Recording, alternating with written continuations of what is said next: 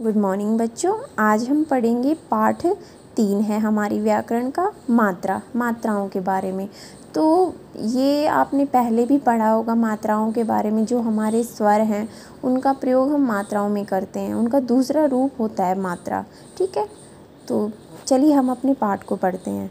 जब व्यंजनों तथा स्वरों को साथ मिलाकर लिखा जाता है तो व्यंजनों का स्वरूप तो अपरिवर्तित रहता है, परंतु स्वरों का स्वरूप बदल जाता है। देखिए, कोई आपने शब्द लिखा, ठीक है, कोई भी शब्द लिख दिया आपने, तो उसमें स्वर और व्यंजन दोनों आए हैं, लेकिन व्यंजन तो जैसे हैं वैसे ही रहेंगे।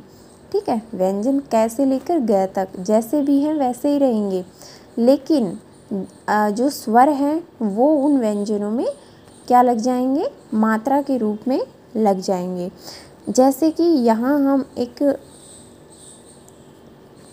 मैंने कै, तै और बै 3 वर्ण यहाँ पर लिखे हैं। ठीक है, अब आपको मात्रा लगाकर मैं इनको बोलूँ कि इनमें आपको स्वरों को भी जोड़ना है, तो स्वरों को आप सीधा ऐसे तो नहीं लिख सकते। कै के आगे आपने ए लिख दिया, यहाँ ई लिख दिया, ऐसे तो कुछ नहीं बनेगा। ठीक है, स्वर लगाने हैं तो इन व्यंजनों के ऊपर मात्रा लगाओगे। जैसे कि इससे कै पे अगर मैं छोटी ई की मात्रा लगा दूँ, कि तै पे मैं आ की लगा दूँ, ता, तो ये एक पूरा शब्द बन गया किताब। ठीक है, तो क्या कहना चाह रहे हैं इसमें कि जब आप व्यंजनों को और स्वरों को एक साथ लिखोगे, यहाँ एक साथ ही तो आए हैं। ठीक है, तो जो व्यंजन है वो तो ऐसे ही रहेंगे। व्यंजन देखिए कै, तै, बै, ये तीनों यहाँ ऐसे ही हैं, लेकिन जो स्वर हैं उनका रूप बदल जाएगा। कैसे बदलेगा उनका रूप? वो यहाँ जैसे हैं वैसे नहीं लिखे जाएंगे, बल्कि उनकी मात्राएं लग जाएंगी। वो अपनी मात्रा के रूप में यहाँ पर रहेंगे, लेकिन मात्रा के रूप में रहेंगे। तो ठीक है, समझ में आया आपको? तो आगे क्या कहा गया है, जब स्वर व्यंजनों के साथ जुड़ते हैं, ठीक है, जो स्वर होते हैं जब वो व्यंजनों के साथ जुड़ते हैं तो इनके स्वरूप बदल जाते हैं। तो स्वरों के क्या बदल जाते हैं? स्वरूप बदल जाते हैं, उनका रूप बदल जाता है। स्वरों के इस बदले हुए रूप को हम मात्रा कहते हैं, ये बात आपको याद रखनी है। स्वरों के बदले हुए स्वरूप को हम क्या कहेंगे? मात्रा कहेंगे। यहाँ पर आपके स्वर दिए गए हैं और उनकी मात्राएं दी गई हैं, तो ये आपको पढ़ना है। ए की कोई मात्रा नहीं होती, ठीक है, ये स्वर है ए, इसकी मात्रा नहीं होती कोई, बल्कि हर व्यंजन के अंदर क्या होता है? ए छुपा हुआ होता है। जैसे कै और ए, कै, अगर आप ए नहीं जोड़ोगे ना किसी भी व्यंजन में तो वो आधा माना जाएगा। जैसे इसमें देखिए नीचे ही लगा हुआ है। ठीक है, जब आप उसमें ए जोड़ दोगे तो वो पूरा बन जाएगा। फिर आ देखिए, यहाँ पर क्या आधा है, इसमें आपने स्वर आ को जोड़ा तो ये पूरा का बना। ठीक है, ये होती है छोटी ई की मात्रा जो आगे की तरफ लगती है, और बड़ी ई की मात्रा जो पीछे की तरफ लगती है। ये है छोटा ऊ की मात्रा, ये भी आगे की तरफ लगेगी, बड़ा ऊ की मात्रा पीछे की तरफ लगेगी। री की मात्रा पैर में लगती है। ठीक है, ए की मात्रा में क्या होता है? ऊपर एक मात्रा आती है। आई ऐनक में ऊपर 2 मात्राएं आती हैं। ओ औरत में एक डंडा और एक मात्रा होती है, और औ औरत में ओ ओखली में ऊपर एक मात्रा एक डंडा होता है, और औ औरत में 2 मात्राएं और एक डंडा होता है। तो ये मात्राएं आपको याद रखनी है। अगर ये याद नहीं रहेंगी आपको तो आपको अच्छे से लिखना भी नहीं आएगा। तो ये मात्राएं आपको ज़रूर याद करनी है कि कौन से स्वर की कौन सी मात्रा होती है। हमारी वर्णमाला में 3 अयोगवा भी हैं। ठीक है, ए अंगूर, ए खाली, और आपका चंद्र बिंदु। ठीक है, तो जो अंगूर है इसको अनुस्वार बोला जाता है, व्यंजन के ऊपर लगती है। आपको सबको पता है अंग की बिंदी हमेशा व्यंजन में ऊपर लगती है, जैसे अंग, दंग, कंगा, ये ऊपर बिंदी। ठीक है, इसको अनुस्वार बोला जाता है। फिर आपका अनुनासिक, ये चंद्र बिंदु, ये भी व्यंजन के ऊपर लगेगी। इसको चंद्र बिंदु को क्यों बोला जाता है? देखिए, ये ऐसे लगती है, ये चांद होता है आधा, इस पर बिंदु, तो ये बन जाता है आपका चंद्र बिंदु। और जो विसर्ग होता है ये कहाँ? व्यंजन के बाद लगते हैं। जो भी व्यंजन आया उसके बाद विसर्ग लगेंगे। ये जो 2 बिंदियाँ आपको दिख रही हैं ये क्या है, विसर्ग हैं। नमः, प्रातः, क्रमशः। ए स्वर की कोई मात्रा नहीं होती। हिंदी के सभी व्यंजनों में ए स्वर मिला हुआ होता है। ए के बिना हिंदी के वर्णों को नहीं बोला जा सकता। जब हम कै, ख, ग बोलते हैं तो इसका अर्थ है कै जमा ए, ख जमा ए, ग जमा ए। देखिए मैंने आपको यही बताया था, अगर ए नहीं जोड़ोगे तो ये कै आधा रहेगा। इसके नीचे हलंत है, इसका मतलब ये आधा है। ख के नीचे हलंत है, आधा है। जब ए को जोड़ दिया तो पूरा ख बन गया। तो किसी भी व्यंजन में आप अगर ए को नहीं जोड़ोगे तो वो आधा माना जाएगा। फिर है ऊ ऊन और ऊ उल्लू और ऊ ऊन की जो मात्राएं हैं वो रै में सदैव बीच में लगती हैं। ठीक है, चाहे वो छोटा ऊ हो चाहे बड़ा ऊ हो, सिर्फ रै के लिए है।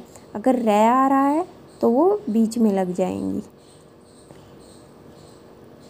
लेकिन फ़र्क क्या रहेगा, जो छोटा ऊ की मात्रा है वो रै में ऐसे लगेगी।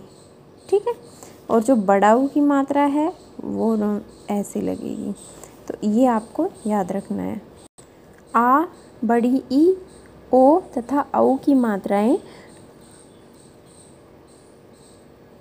व्यंजन के बाद तथा छोटी ई की मात्रा व्यंजन से पहले लगती है। ठीक है, आ की मात्रा है, जो डंडा आता है वो व्यंजन के बाद आता है। बड़ी की मात्रा पीछे की तरफ आती है। ओ की भी, जो ओ का डंडा होता है वो भी व्यंजन के बाद लगता है ऊपर। औ में भी डंडा और 2 मात्राएं बाद में लगती हैं। तो हमने आज क्या सीखा है, व्यंजन के साथ स्वर को मिलाने पर स्वर का स्वरूप बदल जाता है। जब आप दोनों को एक साथ लिखोगे तो स्वर का रूप बदल जाएगा। ठीक है, वो स्वर ना रहकर फिर मात्रा बन जाएगा। ए स्वर की कोई भी मात्रा नहीं होती। ए स्वर है वैसे तो, लेकिन इसकी कोई मात्रा नहीं है। तो ये पार्ट था हमारा मात्रा का छोटा सा। अब हम इसका अभ्यास करते हैं। स्वर के बदले हुए स्वरूप को कहते हैं, क्या कहते हैं, व्यंजन, स्वर या मात्रा। तो क्या आएगा इसमें, उसको मात्रा कहते हैं। औ स्वर की मात्रा है, तो औ की कौन सी है, देखिए जिसमें ऊपर 2 मात्रा लगी हुई है और नीचे एक डंडा है, तो ये औ स्वर की मात्रा है। ठीक है, ये ओ की थी, ये औ की है। अब आगे देखिए, वह स्वर कौन सा है जिसकी मात्रा नहीं होती। तो कौन सा स्वर है वो वर्णमाला का, ए, जिसकी मात्रा नहीं होती फिर भी वो स्वर में आता है। कौन सी मात्रा रै के बीच में लगती है, तो कौन सी लगती है बच्चों, आ की, ए की या ऊ की। तो ऊ, ऊन की मात्रा ऐसी है जो रै के बीच में आती है, नीचे नहीं आती। उचित मात्रा लगाकर चित्र का नाम पूरा कीजिए। तो यहाँ पर पै, पै, तै लिखा हुआ था, हमने देखिए पै पे बड़ी की मात्रा लगाई, तै पे आ की लगाई, तो ये क्या बन गया, पपीता। ये सेब है, ये अंगूर, इमली, हाथी और ये छतरी। ठीक है, आगे है, दी गई मात्रा से 2-2 शब्द बनाइए। ये क्या है आपके, ए से ए की मात्रा ऊपर 1 मात्रा लगेगी, तो 2 शब्द बनाए हमने, तेल और रेल। फिर है छोटी ई की, जो आगे की तरफ आएगी, तो इसे किताब, सितार। फिर बड़ा ऊ, छोटा ऊ की है, ये भी आगे की तरफ आएगी, सुनार, कुदाल। फिर है री की मात्रा, तो मर्ग और नर्प। नर्प राजा को कहते हैं और मृग हिरन को। फिर है औ औरत, तो औजार और कौवा, ये औ औरत की मात्रा हो गई। ठीक है, यहाँ मात्राएं दी गई थी, उनसे 2-2 शब्द बना दीजिए जो आपको अच्छे लगे। फिर है वर्ण समूह में प्रयुक्त स्वरों के स्थान पर उनकी मात्राओं का प्रयोग करके शब्द बनाइए। यहाँ पर देखिए आपको क्या दिया गया है, विच्छेद करके दिया हुआ है। ठीक है, यहाँ इनको जोड़ के लिखो, तो ये क्या बन जाएगा, डा और ये कू, डाकू हो गया।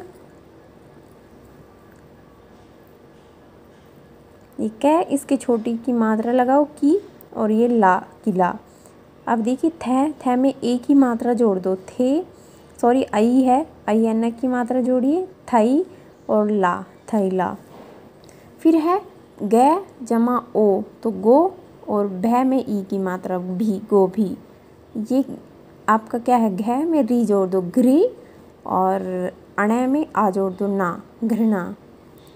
फिर है मैं में क्या जोड़ना है आपको, औ औरत की मात्रा लगानी है, तो मऊ और सै और ई सी, मौसी। ठीक है, तो ऐसे हम इनको मात्राओं को जोड़कर एक साथ लिखकर पूरा करेंगे। फिर आगे है नीचे लिखे शब्दों के वर्ण अलग अलग करके लिखिए।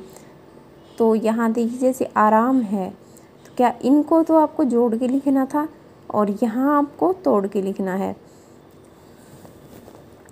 तो ए, ये क्या है आपका आ, तो ये आ की मात्रा, और रै में आ की मात्रा, और मैं आराम। पहली में पै और है तो ऐसे ही है, कोई मात्रा नहीं है, तो पै और है तो हमने ऐसे लिखा। लै में बड़ी की मात्रा लगाई, ली।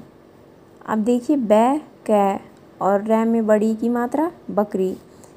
विद्यालय में वी, दै या लय, विद्यालय हो गया। वै में देखिए मैंने छोटी की मात्रा को लगाया है। कौशल में कौ, शै, लय, कौशल हो गया। अब है आगे सही और गलत पे निशान लगाना। व्यंजनों के बदले स्वरूप को मात्रा कहते हैं, ये बात सही है। ए स्वर की ऊपर पढ़ा था हमने, व्यंजनों के बदले स्वरूप को मात्रा कहते हैं, तो यहाँ पे गलत आएगा क्योंकि स्वरों के बदले स्वरूप को मात्रा कहेंगे। फिर है ए स्वर की मात्रा कोई मात्रा नहीं होती है, तो ये बात सही है, ए की कोई मात्रा नहीं होती।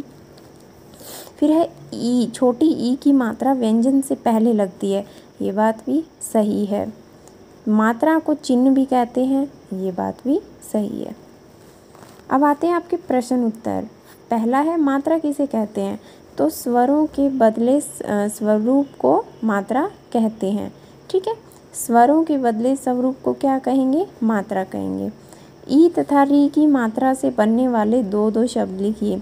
तो ई से किनारा, किताब, और री से मृग और नर्प।